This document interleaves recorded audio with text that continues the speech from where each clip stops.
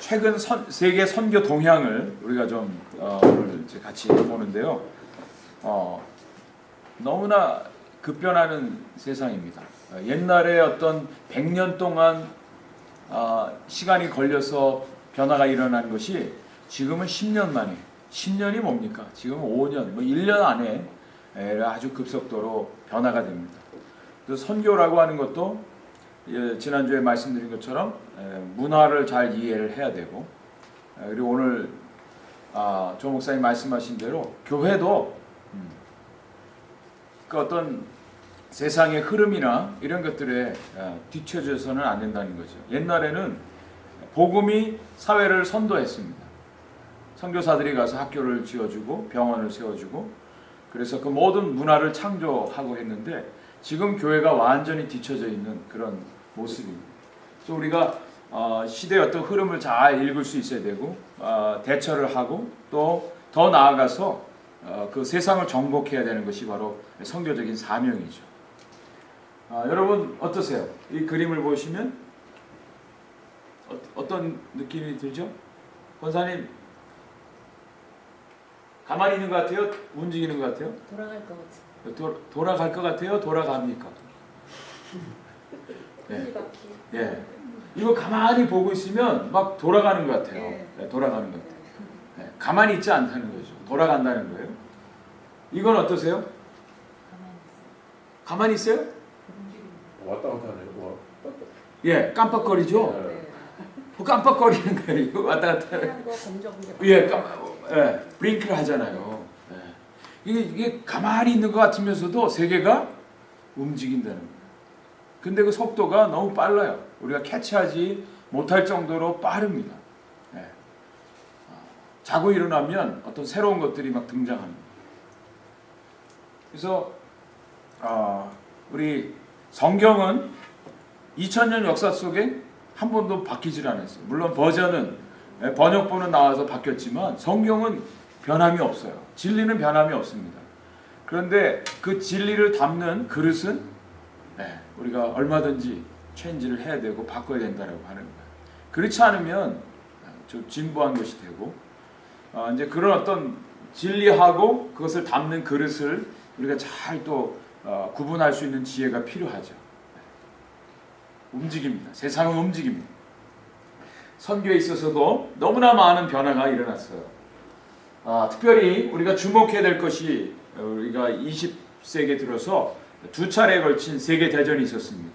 이것이 어떤 이 복음의 역사, 이 선교의 역사에 있어서 상당히 많은 변화를 가져왔습니다. 특별히 1914년 1차 세계대전부터 44년까지 이때를 Advance through Storm이라고 하는 말로 대변할 수 있습니다. Storm 가운데 Advance. 어떤 폭풍이 일어나는 가운데 앞으로 전진했다라고 하는 거죠. 그 사람은요, 우리 중세를 넘어서 산업혁명이 일어나고 세계가 너무너무 빨리 급속도로 발달되어졌습니다. 신대륙이 발견되어지고 대량 생산이 일어나고, 그래서 사람들이 상당히 낙관적으로 생각했어요.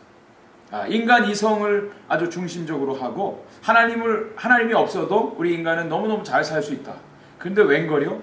딱 1차 세계대전이 터지면서 유럽이 초토화되지 않습니까?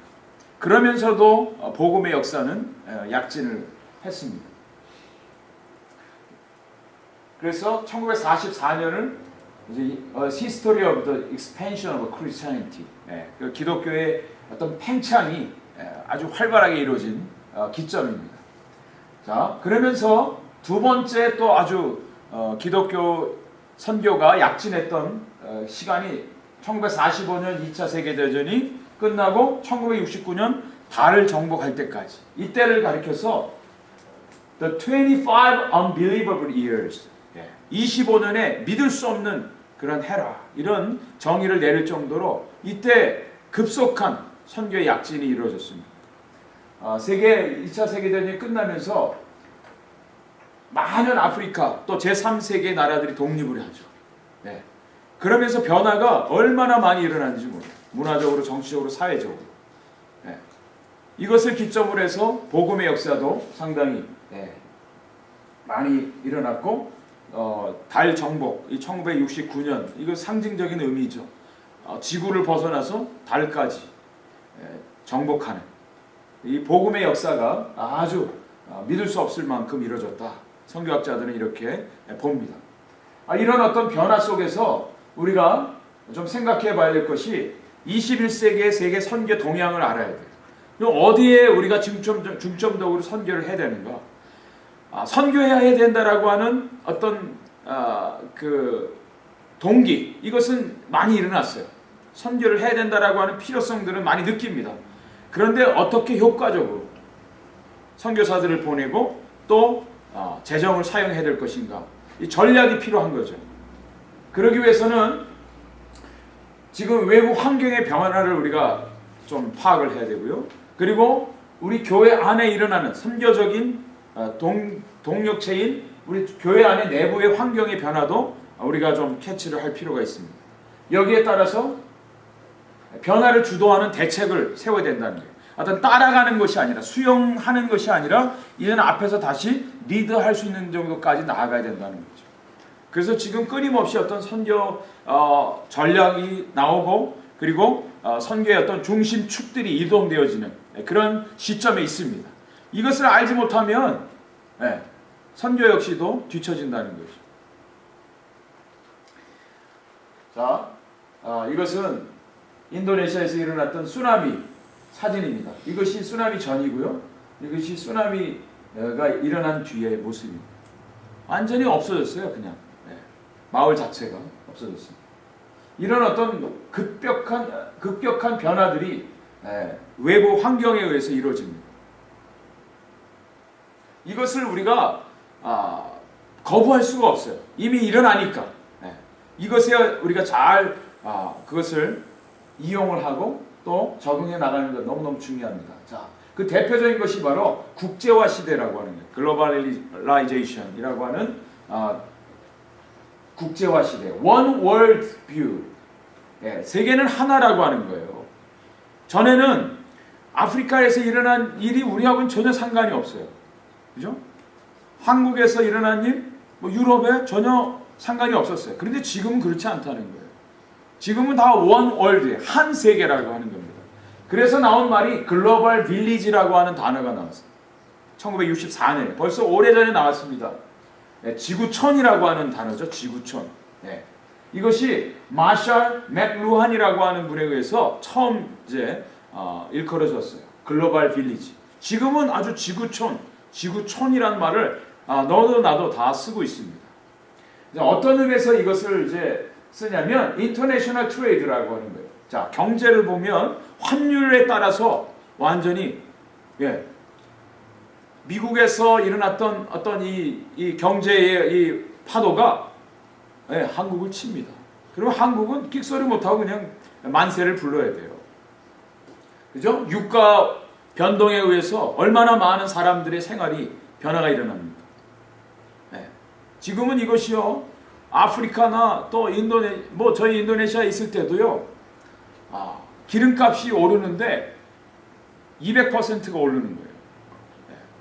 10%, 20% 올릴 수 있는데 올리면 틀림없이 국민들이 야단이 날 것이다. 데모가 일어날 것이다. 자, 야단이 나더라도 한 번 야단 나는 게 좋다. 그래서 하루아침에 그냥 배가 오르는 거예요. 그러니 돈 있는 사람들은 상관없죠. 그런데 가난한 사람들은 금방 타격이 오는 겁니다. 유가의 어떤 변동, 이것이 온 세계에 파급이 되어 있죠. 나비 효과라고 하는 말이 있는 것처럼 아마존에서 나비 한 마리가 이렇게 펄럭였던 그 바람이요, 전 세계에 지금 파급되어진다라고 하는 의미죠. 그리고 환경도 마찬가지입니다. 가뭄, 기근, 황사. 지금 한국의 황사 현상 때문에 아주 큰 골치를 앓지 않습니까? 어디서 오죠? 먼지가? 중국에서 날아와요. 중국에서. 그 인도네시아는 건기 때 그 밀림 지역이 이제 그 불이 납니다. 그러면 끌 수가 없어요. 그러면 우기 때까지 기다려야 돼요. 몇 개월을 그냥 기다립니다. 그러면 그 연기가 그 옆에 있는 나라 말레이시아, 싱가포르까지 그게 가요. 지금 어떤 한 나라의 사건이 아니죠. 지금 이제 말레이시아 비행기가 실종돼서 전 세계가 지금 발칵 뒤집혀서 지금 찾고 있지 않습니까? 질병도 AI, 조류독감, 사스, 에이즈 이런 것들이 전 세계적으로 퍼집니다. 지금은 막을 수가 없어요. 한 나라에서 이루어진 것이 막을 수가 없어요. 이 바이러스들을.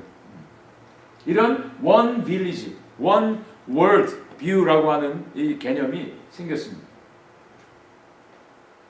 자, 그리고 또 하나의 문제는 양극화, polarization이라고 하는, 한쪽은 너무 많이 먹어서 뚱뚱해지고 한쪽은 너무 가난한 거예요. 양극화 현상. 양극화 현상. 이것이 점점 두드러집니다. 중간층이 없어져요. 미국도요, 중간 계층이 없어집니다. 이제 아주 잘 살든지 아주 못 살든지. 이것이 전 세계적으로 지금 일어나는 현상입니다. 그 대표적인 것이 콜드워, 냉전이죠. 공산주의하고 민주주의가, 자본주의가 대립되었던 그 사회. 그런데 지금은 이제는 냉전 시대는 끝났다고 하죠. 자본주의, 공산주의는 끝났어요. 다 지금 공산주의도 개방 정책을 써서 자본주의화되고 있습니다. 대표적인 게 한국 전쟁, 베트남 전쟁, 또 문화혁명 뭐 이런 것들이 있었어요. 이것도 이제 지나갔고 이제는 the third world, 제3세계가 부각이 됩니다. 제3세계라고 하는 것은 미국과 유럽을 제외한 아시아나 남미나 아프리카를 얘기합니다. 옛날에는 유럽과 미국이 다 주도했습니다. 그런데 지금은 제3세계가 완전히 더 등극하고 있죠. 이것이 선교 동력에도 많은 영향을 줬다라고 하는, 교회들도 지금 제3세계 교회들이 훨씬 더 많이 성장을 하고 있다라고 하는 겁니다. 그래서 북반구하고 남반구를 나눴습니다. 북반구는 잘 사는 나라, 남반구는 못 사는 나라, 그리고 선진국, 개발도상국 이런 개념으로 나눴는데 지금은 이런 구분이 없어져요. 제3세계가 월등히 이제 나타나고, 그리고 지금 주목해야 될 것이 바로 이제 세 번째로 나타나는 것이 문명 충돌이죠. 9/11 테러 사건을 통해서 이제는 이 세계가 어떻게 나눠집니까? 기독교 세계하고 이슬람 세계가 나눠진다. 양극화, 아주 극단적인 양극화 현상이 벌어지고 있습니다.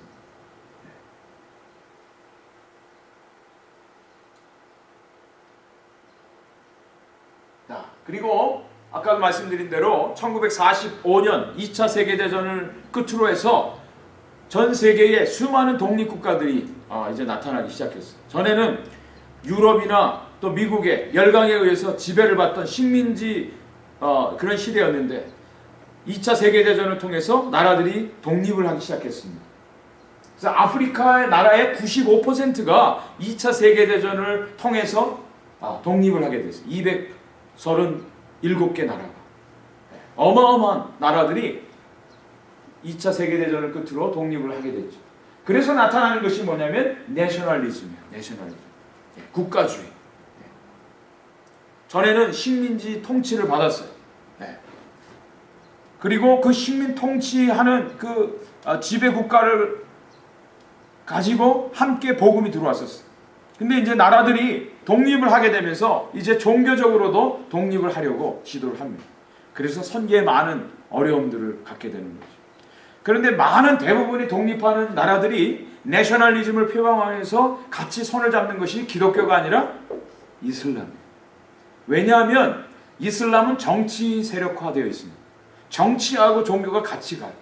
그래서 통치하는데 훨씬 더 수월합니다. 그래서 많은 독립된 나라들이 이슬람화하는 거예요. 더 이슬람으로 하나 되는 그런 양상을 띠고 있어요. 그러니까 그 틈에서 기독교의 선교가 많은 장애를 갖게 되었습니다. 그리고 또 하나의 특징이 인구 팽창이죠. 전 세계 인구가 지금 몇 명 정도 되는 줄 아세요? 인구가 60억? 옛날 지금 아니 과학을 600억이요? 70억? 70억도 벌써 옛날 얘기예요. 71억 5천. 와, 어마어마하게 빠릅니다. 어마어마하게. 여러분 그 컴퓨터에 보면 들어가 보면 그 population 그 클락이 있어요. 그러면 이 계속 태어나는 숫자가 지금 애드가 되는데 얼마나 빨리 지금 인구가 늘어나는지 몰라요. 쉴 새 없이 돌아갑니다. 1초에 5명이 태어난다는 거예요. 전 세계적으로. 그리고 인구 팽창과 함께 같이 나타나는 것이 도시화 현상이에요. 도시화. 다 도시로 몰려듭니다. 옛날에는 선교사 그러면 어떻게 해요? 다 시골에 가서 선교하는 것으로 생각을 했어요. 그런데 시골에는 이제는 사람이 안 살아요.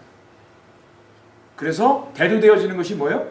도시 선교라고 하는 말이 지금은 많이 들려집니다.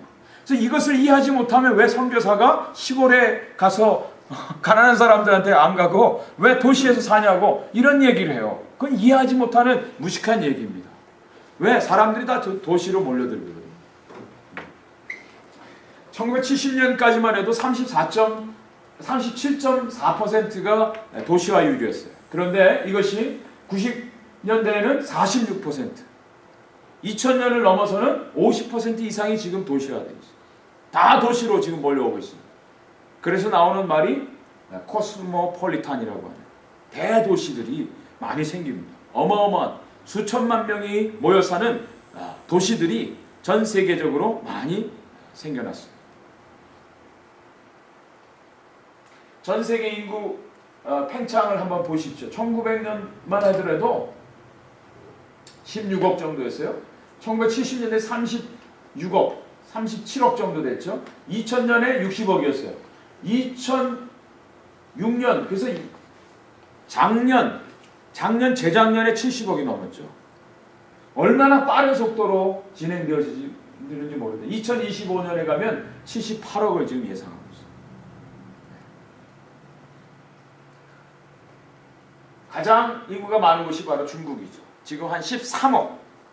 중국의 인구 성장률은 둔화되고 있는 반면에 인디아가 거의 따라잡습니다. 지금 12억, 거의 13억에 가까워요. 전에는 중국이 완전히 월등했는데 지금 인디아가 인구 수가 급작스럽게 늘어납니다. 그리고 세 번째가 미국입니다. 3억 1천 정도. 그리고 네 번째 나라가 인도네시아입니다. 2억 5천. 이렇게 지금 인구 수가 되어 있습니다. 그리고 또 나타나는 것이 이제 테크놀로지 시대죠. 우리 과학을 통해서 이미 다 잘 아신 것처럼 knowledge explosion, 어떤 지식의 팽창, 아주 폭발이 일어난다는 거예요. 팽창 정도가 아니라 폭발이 일어납니다. information age라고 하죠. transportation이 발달되어지고 IT 산업, 또 communication, medicine. 그래서 인간 수명이 점점 늘어납니다. 그리고 transportation의 발달로 인해서 지구가 점점 더 가까워집니다. 우리들이 알지 못하는 것이 옛날에도 그랬지만 아는 것보다 알지 못하는 것이 너무나 많아집니다. 너무나 많아집니다. knowledge explosion.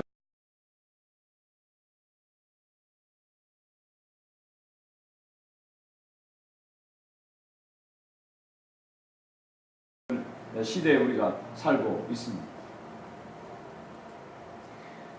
이것이 이제 그 인포메이션 양을 표시하는 지도입니다. 제일 많은 것이 바로 뉴욕이에요. 뉴욕. 뉴욕이 제일 많습니다. 월스트리트도 있고 해서 그런가. 유럽이 있고요. 한국, 일본. 여기 중국, 베이징 정도. 그리고는 다 깜깜합니다. 이런 대도시들을 중심으로 해서 지식이 활발하게 늘어나고 있다는 겁니다. 자, amazing pace. 아까도 말씀드린 것처럼 이 변화의 속도가 너무 빠르다는 거예요. 변화의 속도. 옛날에 100년, 200년 걸리고 지금 10년이면 그게 된다라고 하는 거죠. 그래서 컴퓨터를 예를 들면요. 1970년에 전 세계적으로 컴퓨터 대수를 셌습니다. 15만 대. 그런데 지금 컴퓨터가 몇 대 정도 되는 줄 아세요? 조 박사님? 아세요? 몰라요. 셀 수가 없습니다. 셀 수가 없어요. 지금은 아이들이 장난감으로 노는 게 컴퓨터 아닙니까? 여기 나와 있는 대로 있는 컴퓨터. 옛날에 소머즈나 600만 불의 사나이 이런 것들이 뭐 영화 속에서 이야기가 아니라 현실로 이제 다가오는 거죠. 있는 컴퓨터, 다 모든 것을 컴퓨터화 할 수 있다라고 하는 거죠. 그래서 나오는 말이 1970년대에 벌써 future shock이라고 하는 말이 나왔어요. 엘빈 터플러라고 하는 미래학자에 의해서 미래의 충격, 미래는 우리들에게 어마어마한 충격으로 다가올 것이다. 그런 예상이 벌써 나왔고 벌써 우리에게 다가옵니다. 제가 벌써 몇 년 전인데요. 시카고의 어느 교회를 방문했는데 거기에 이제 남전도의 모임이 모였어요. 한 60대 되시는 분들이 이렇게 모여서 막 말씀하시는데 그때 한참 이제 컴퓨터 공항에서 이제 컴퓨터로 티켓을 뽑고 이제 비행기 타고 막 이제 그게 한참 나올 때요. 근데 그분들 대화하는 내용을 자세히 들어보니까 이제는 컴퓨터를 모르면 비행기도 못 타고 짜장면도 시켜 먹지 못하고 그런 얘기를 막 하시더라고요. 그분들이 다 박사님들이었어요. 미국에 공부하러 오신 옛날에 초창기에 오신 그런 분들이 이제는 못 쫓아간다는 거예요. 못 쫓아간다. 그런 얘기를 하시더라고요.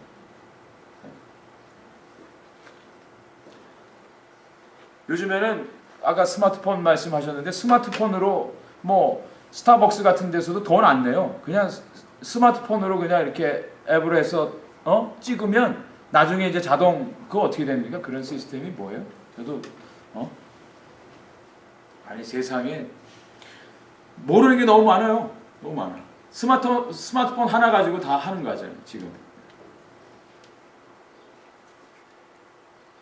또 이분이 한 얘기가 The Third Wave라고 하는 제3의 물결이라는 얘기를 1980년도에 했어요.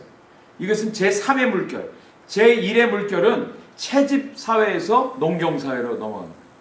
옛날에는 그냥 풀 뜯어다 먹고 나무 열매 따먹다가 농사를 지은 것, 이것이 제1의 물결이에요.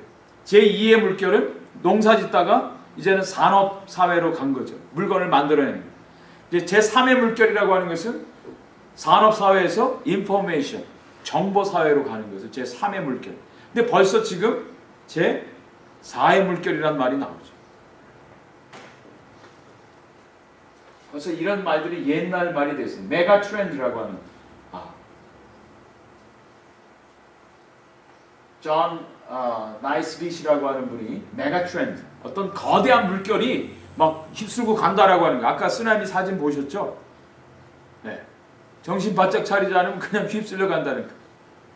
그런 시대에 우리가 살고 있습니다. 이 페이스를 감당 못할 정도로 빠르게 지금 진행되고 있다는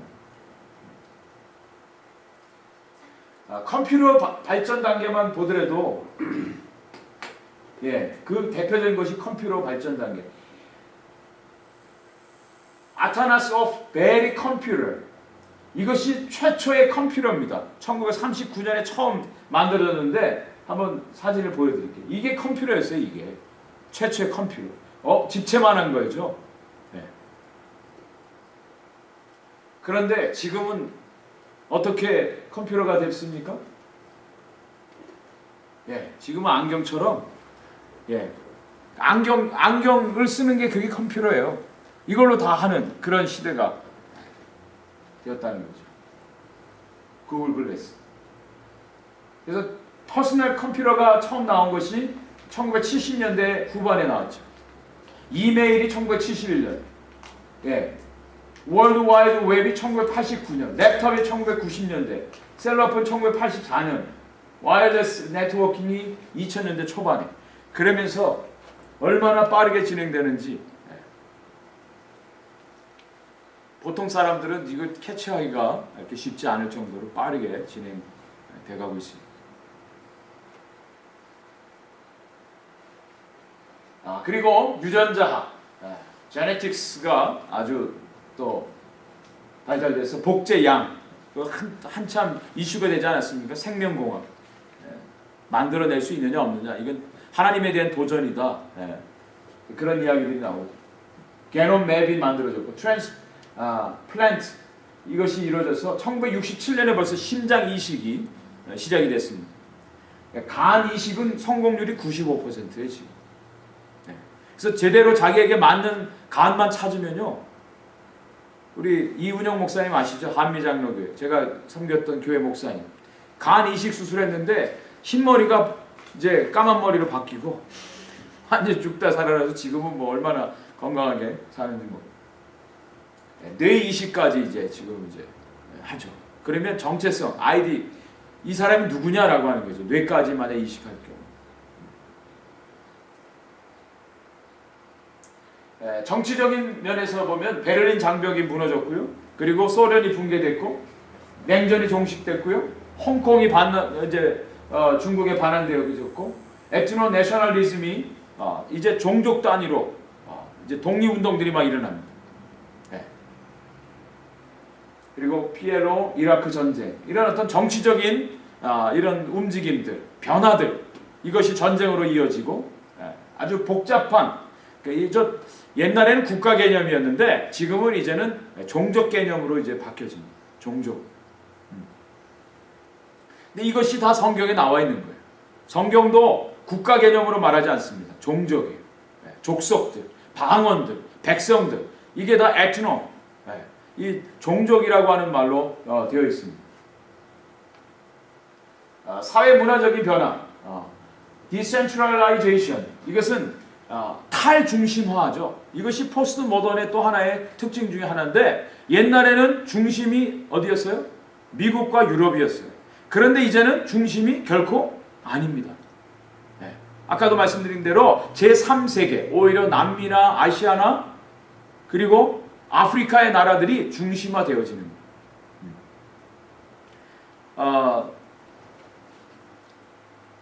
이제는 더 이상의 어떤 중심축이 미국은 여전히 우리가 전 세계의 중심이다라고 주장을 하지만 아무도 세계가 미국을 중심이라고 얘기하지 않습니다. 자기네들만 그러는 거죠. 다 자기네 나라가 중심이라고 얘기하죠.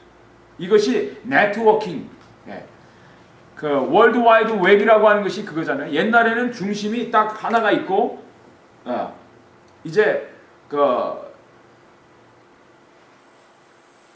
이제는 중심이 자기가 있는 그곳이 바로 중심이라는 거예요. 더 이상 어떤 다른 것을 중심으로 생각하지 않습니다.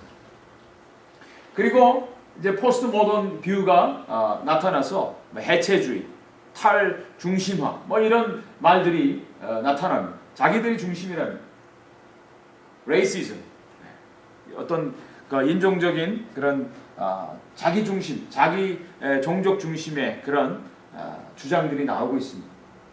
더 이상 의존하지 않습니다.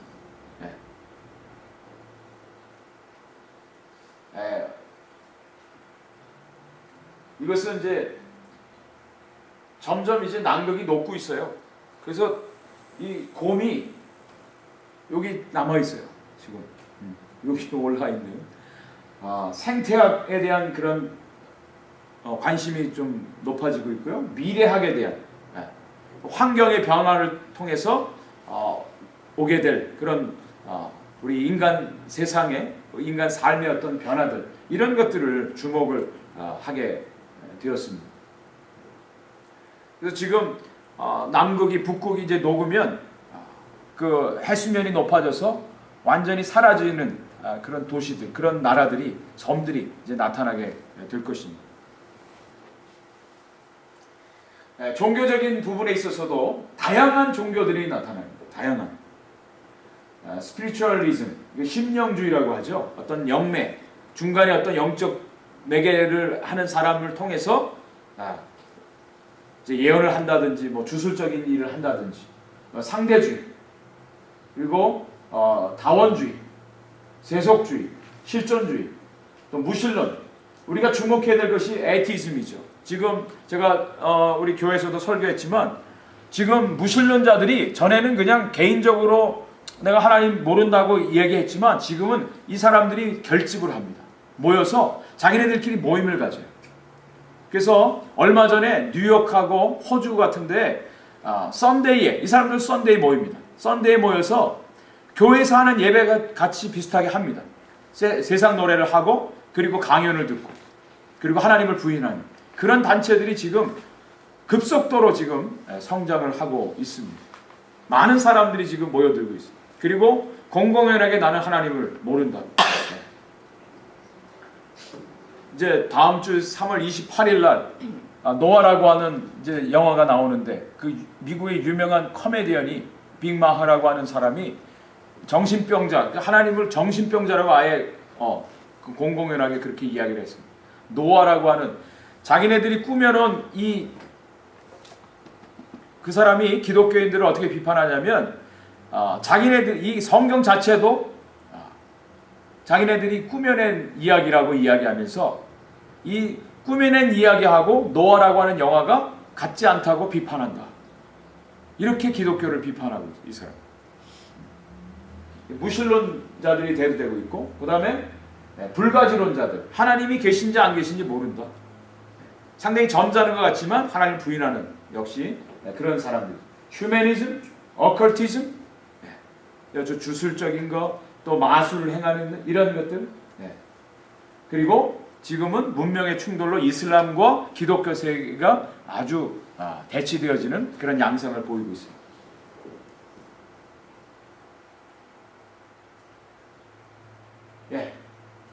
여기 이제 색깔로 세계 종교를 표시를 하고 있습니다. 기독교 국가가 역시 제일 많습니다. 어쨌든.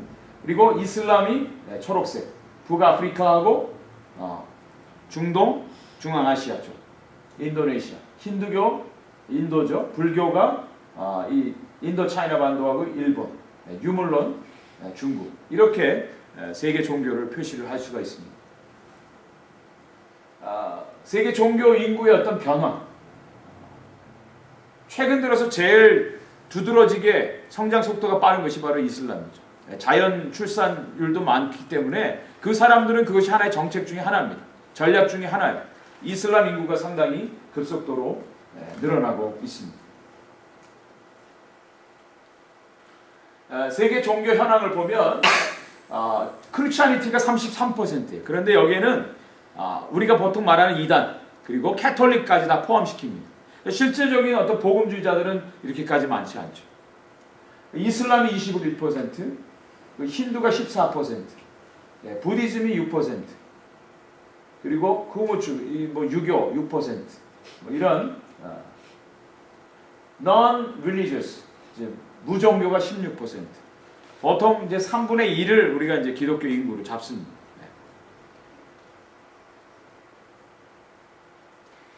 타 종교에 대한 과격 행동이 아주 두드러지게 나타나고 있습니다. 9.11 테러가 그랬죠. 이슬람에 대해서 재인식을 하게 되었고, 이 이슬람 세계에서 이 반미 사상 그리고 이제 반문명 이것을 가지고 나옵니다. 세큘러의 어떤 문화가 꼭 기독교 세력하고 같이 이꼴로 이 사람들은 생각을 하고 가르칩니다. 그래서 철저하게 세상의 어떤 세속적인 문화하고 결별해야 된다, 막아야 된다 그렇게 주장을 하고 가르치죠. 그러니까 인도에 있어서 힌두교와 이슬람이 첨예하게 대립하고 있고요.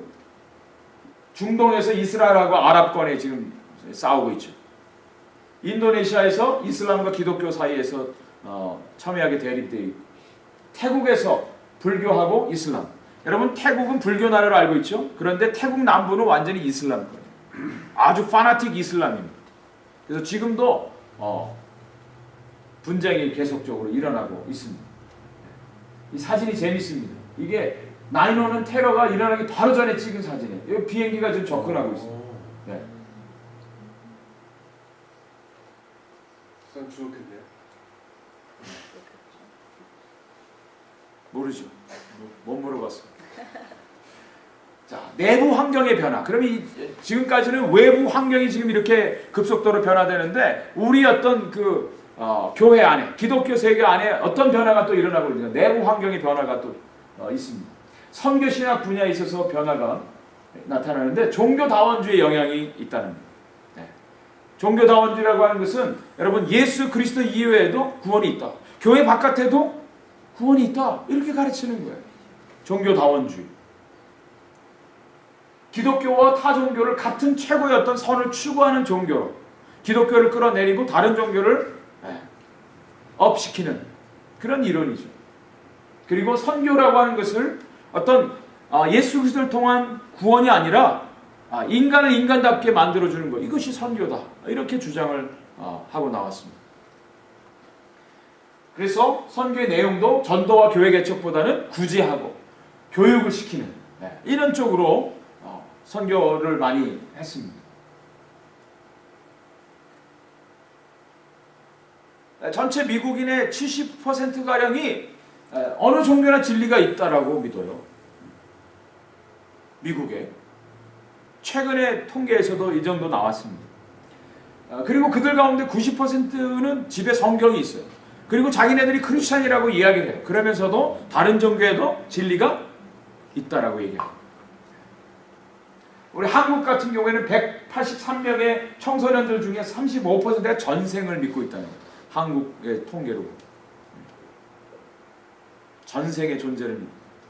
그러니까 이 대표적인 것들이 이제 왜 이런 영향들이 왔느냐? 드라마나 영화 속에서 많이 나오거든요. 아이들은 무분별하게 그런 것들을 그대로 받아들입니다. 저기 보면 나는 어떤 기독교인이다. 성경을 믿는 기독교인이 47.2%, 거듭난 기독교인 28.5%, 주류 기독교인 뭐 이런 자기 나름대로의 어떤 기독교인 정체성을 갖는데 복음주의 기독교인은 14.9%밖에 없어요. 상당히 어떤 그 문화적인 어떤 그 공습에 기독교 세계가 완전히 이렇게 좀 허물어진 그런 상태의 모습이죠. 우리 스스로가. 복음주의 개신교인들, 미국인이 속해 있는 종파들이 이제 이렇게 나타납니다. 복음주의 개신교 33.6%. 그리고 또 주목해야 될 것이 뭐냐면 카리스마틱 처치들이 괄목하게 성장하고 있다는 거예요. 남미가 특별히 그렇고요. 아시아권도 그렇고, 그리고 이제 아프리카도 그렇습니다. 이 사람들은 눈에 보여지는 것, 또 복을 주는 종교, 이것이 기독교예요. 대표적인 것이 우리 여기 같이 있는 이 히스패닉 교회죠. 목사는 잘 살아, 좋은 차 타고 부자예요. 그게 하나님 주신 복이에요. 11절 다 가져갑니다. 목사가. 이게 성경적이라고. 아주 은사주의가 많고요. 이거 이제 브라질의 한 목사님들 모임인데 브라질에 있는 교회도 역시 그렇습니다. 중남미 또 아프리카 교회 부 제3세계 선교지 부 신학적인 혼동이 있습니다. 변질된 복음을 가르칩니다. 저희들이 살겠다 인도네시아 저도 한번 이 교회를 한번 갔는데 그 인도네시아 목사가 교인들은 다 가난한 사람들이에요. 대부분 회중들을 보니까. 그런데 자기는 너무너무 엄청난 복을 받았다고 하면서 한 가지 기도 제목 남았는데 그것은 수영장 딸린 집에 사는 게 기도 제목이라고 그러더라고요. 제가 얼마나 막 속에서 막 욕이 나오더라고요. 그래서 저 깔리만탄에 그 강변에 세워진 집에 가서 저 사람 살아야 된다고. 아니 가난한 그래요. 이게 아주 신학적으로 문제가 많습니다. 기복적인. 그리고 이런 사람들은 또 대부분이 중학교 학생, 고등학교 자기 아들들이 그대로 그 교회를 세습하는 것으로 본인도 알고 있고 교인들도 다 알고 있어요. 아주 그것이 전통으로 되는 그런 모습. 자, 그리고 또 한 가지 중요한 특징이 세계 교회 성장의 축이 이동했다는 거예요. 그래서 서구 중심에서 이제는 비서구 중심으로 중심축이 이동했습니다.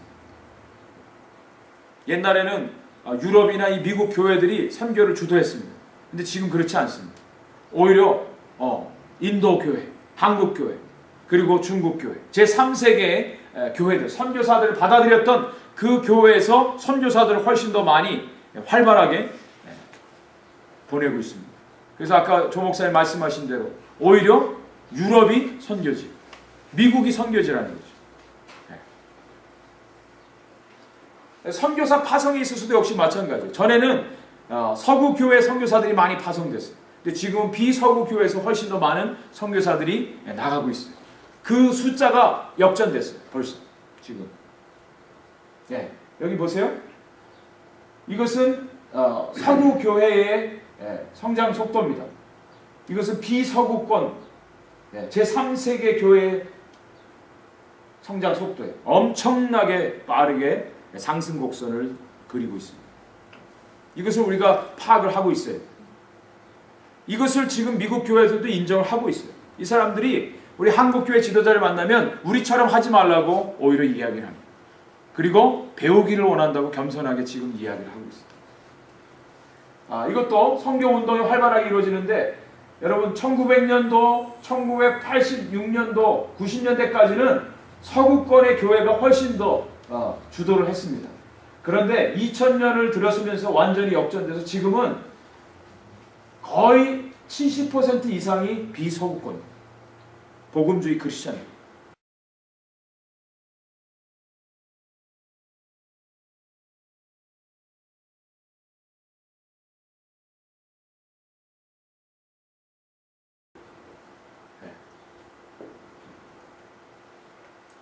각 지역별 복음주의 기독교 비율도 아시아권이 훨씬 많습니다. 북미보다.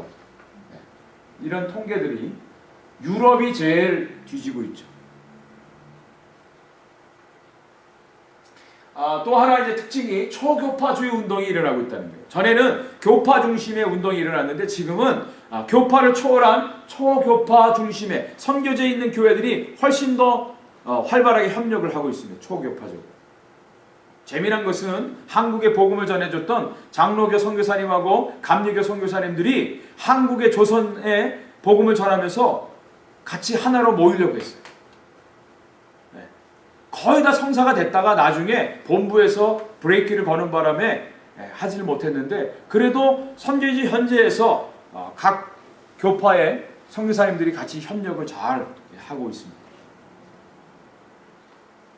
교단을 초월해서 교회 개척하고 지도자 양육을 하는 이런 움직임들이죠. 이게 저희 인도네시아 교회 목회자들 모아서 세미나 했던 그런 장면. 여기 있습니다. 이때만 해도 되게 젊었어요. 저기 오른쪽에 백운영 선교사님. 백운영 선교사님 어떻게 아세요? 네. 네, 이분 항상 이렇게 웃고 있습니다. 우리 같이 사역했죠. 잘 아시는 분. 좋은 교회 김바울 목사님. 이분이 저랑 같이 사역했던 우리 목사님. 악기한 목사. 상황화의 적용. 아까 우리가 이 문화적인 그 틀 속에서 어떻게 복음을 효과적으로 전해야 되는가? 그 중에 가장 대표적인 것이 바로 상황화의 적용입니다. 이것이 이슬람권 선교의 가장 중요한 전략 중에 하나입니다. 이분들은 날 때부터 무슬림으로 태어나요. 무슬림으로 살아갑니다. 무슬림에서 벗어나서 다른 종교를 믿는다라고 하는 것은 곧 죽음입니다. 그런 사람들이 어떻게 예수님을 전해서 복음을 전해서 이 사람들이 기독교인이 될 수 있을까? 근데 우리는 교회 나오게 하는 것을 목표로 해요. 근데 이슬람권에서는 그것이 불가능합니다. 그것은 곧 죽음을 얘기해요. 그래서 나오는 것이 바로 그들이 갖고 있는 문화적인 상황, 전통 속에 그대로 살면서 예수님만 믿게 하는 그런 전략을 쓰고 있어요. 이것이 상황화입니다. 상황. 처음에는 이상해요.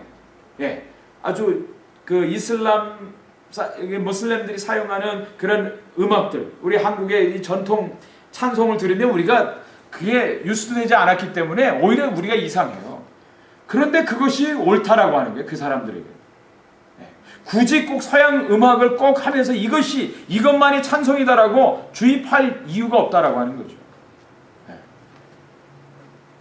한국에서도 역시 그랬어요. 처음에 국악 찬송들이 막 나오고 막 그랬을 때 어떻게 국악 악기를 사용해서 예배를 드리느냐?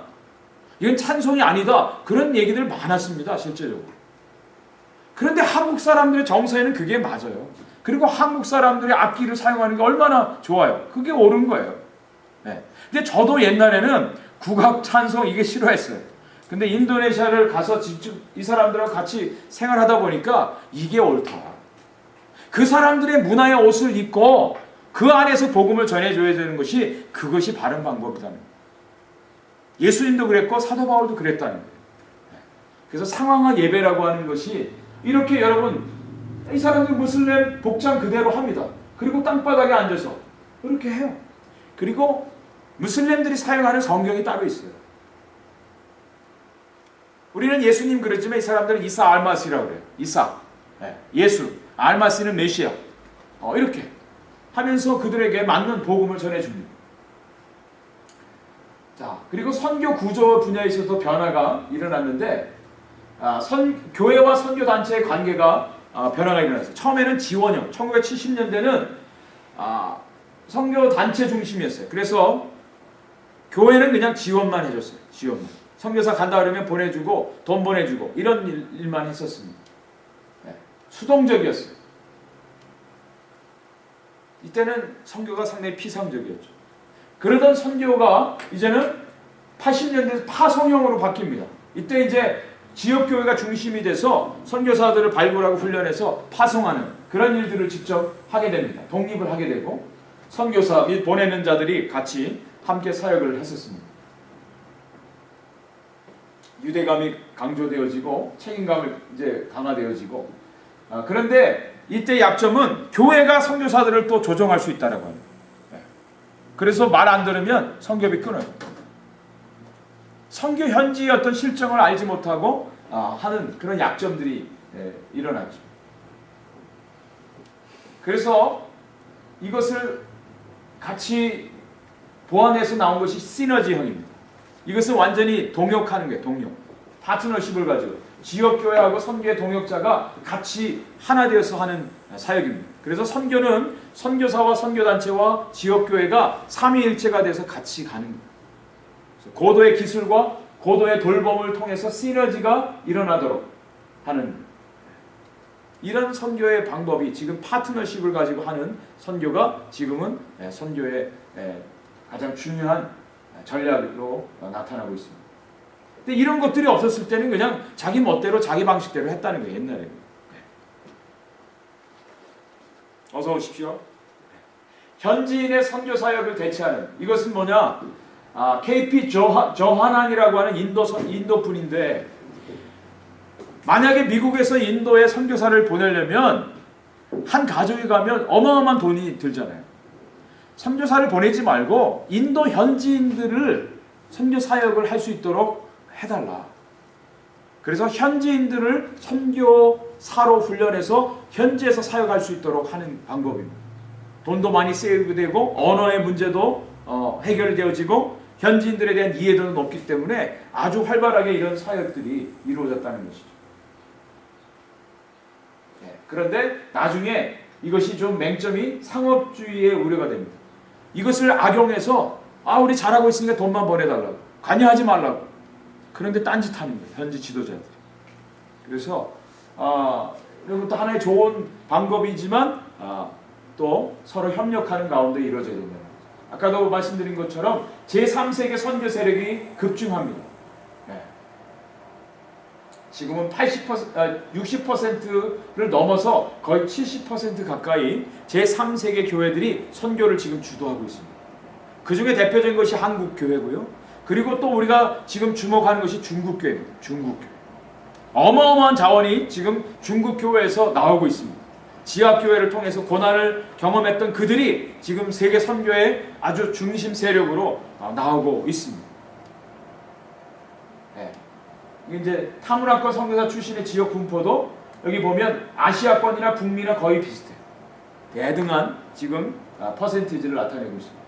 유럽은 11%밖에 되지 않습니다. 저희들이 인도네시아에서 와서 선교관에 있을 때 이때는 참 풋풋하고 젊었습니다. 이것도 한 교회에서 미국 선교단체 미션홈에 요것을 5만 불 헌금해가지고 모빌홈을 이렇게 딱 갖다 얹은 거예요.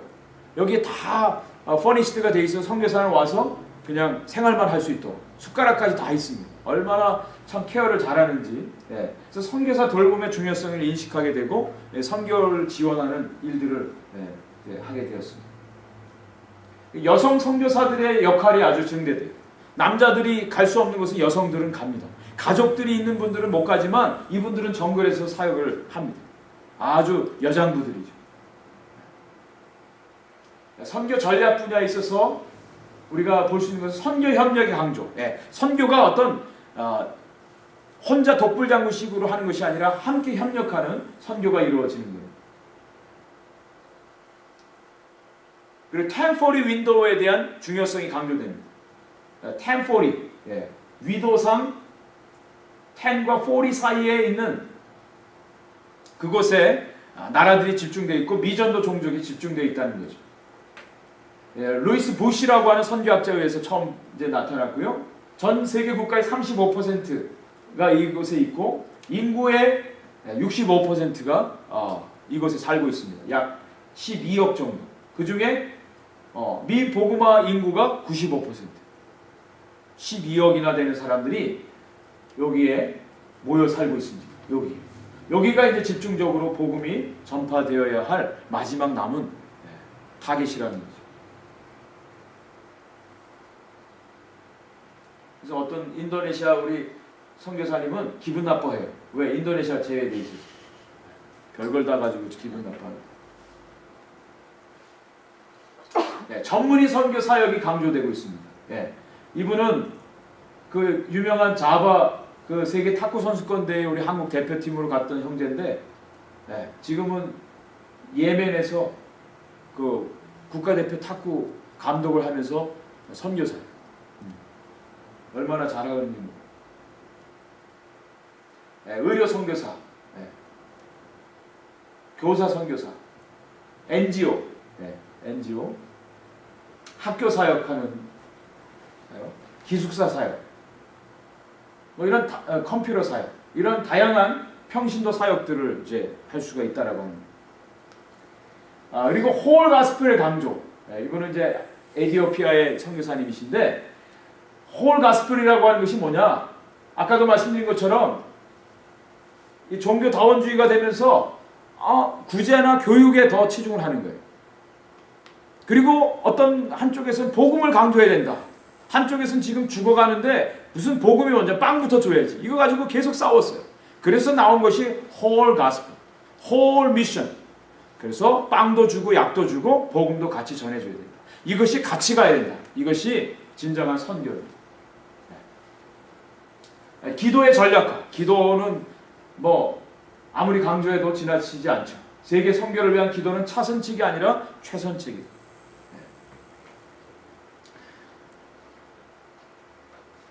이게 위클리프 선교의 그 모습인데요. 하드슨 테일러는 형제 당신이 만약 그 지역을 얻고자 한다면 그 땅을 당신의 무릎으로 가야 합니다. 예, 얼마든지 기도할 수 있다라고 하는 거죠. 기도 선교사들이 필요합니다. 기도의 다양한 기도 운동들이 지금 일어나고 있습니다. 전 세계적으로 기도 없이는 선교가 이루어질 수 없어요. 이거는 정말 필요하고 단기 선교 사역. 이 나중에 한번 단기 선교에 대해서는 제가 따로 한 섹션을 또 말씀드립니다. 상황화, 아까 그 상황화 사역, 뭐 언어, 건물, 예배 형태 이런 모습으로 그대로 예배 드리는 거예요. 아주 재밌기도 하고 전략적으로 상당히 중요합니다. 상황화 사역, 상황화 예배를 이렇게 드립니다. 실제적으로 이 사람들 무슬림들이 코란을 올려놓는 대예요. 똑같이 이렇게 합니다. 그런데 복음을 전하는 거죠. 선교 동역의 다원화, 국내 외국인 사역자들 통해서 선교도 이루어지고요.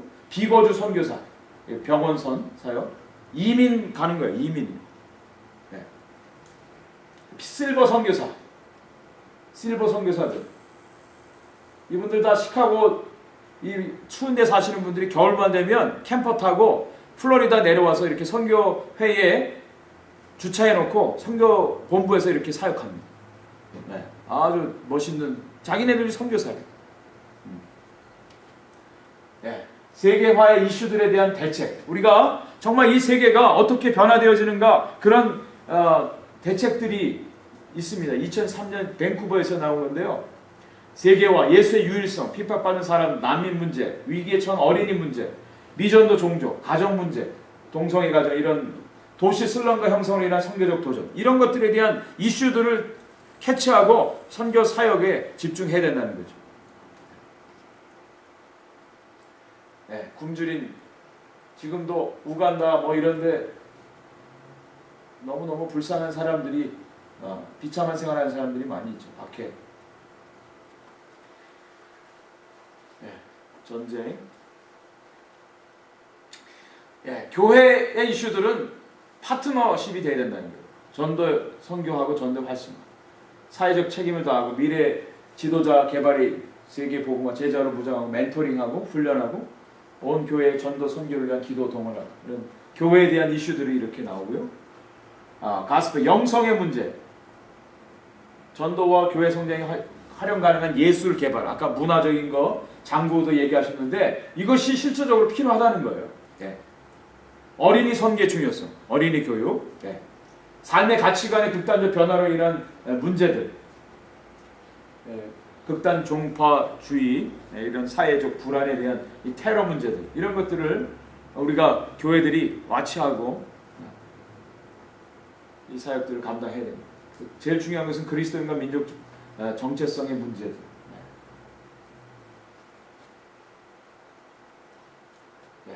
세계화 이슈들인데, 자, 결론입니다. 아직 우리에게는 가야 할 길이 있습니다. 남아 있습니다. 그래서 오늘도 우리는 달려가야 된다라고 합니다. 그런데 중요한 것은 달리는데 아무데나 달리는 것이 아니라 제대로 된 방향으로 달려야 된다는 거죠. 저희들이 쓰나미 났을 때 제가 갔는데 우리 같이 사역하는 목사님 부부가 바닷가에 살고 있었습니다. 주일날 새벽에 쓰나미 일어났어요. 그래서 잠이 깨서 예배 장소로 갔는데 예배당은 완전히 무너졌고, 그때 하나님이 도시 쪽으로 뛰라고 하는 음성을 들려주셨어요.